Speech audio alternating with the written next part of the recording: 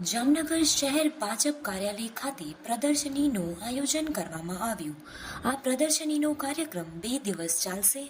જામનગરમાં ભાજપ દ્વારા કરવામાં આવેલ સંઘર્ષ અને સેવાકીય પ્રવૃત્તિઓ પ્રદર્શનીમાં રાખવામાં આવશે. શહેર પ્રમુખ બીનાબેન કોઠારીની અધ્યક્ષતામાં કાર્યક્રમનું આયોજન કરવામાં આવ્યું છે.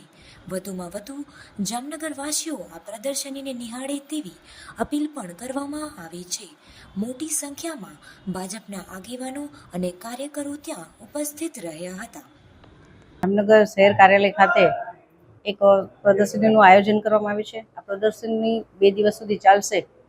આ પ્રદર્શનીની અંદર ભારતીય જનતા પાર્ટીનું જામનગર શહેરનો સંઘર્ષ સેવાને આવરી લેવામાં આવી છે.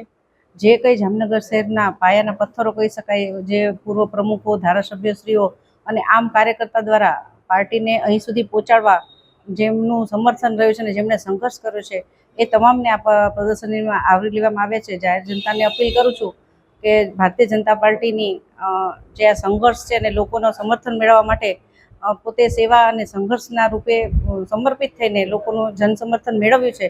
તો આ પ્રદર્શનીને સૌ નિહાળશો અને ભારતીય જનતા પાર્ટી જે વિચારધારાને વળેલી છે કે જે સામાન્ય માણસ પણ ભારતીય જનતા પાર્ટીમાંથી નીચેથી લઈને ઉપર સુધીની જે યાત્રા છે એની એ સંઘર્ષમય રહી છે. તો આ પ્રદર્શનને નિહાળી અને લોક સમર્થન અને લોકો પણ આની સાથે જોડાય અને ભારતીય જનતા પાર્ટીની આ યાત્રામાં પોતાનું યોગદાન આપે.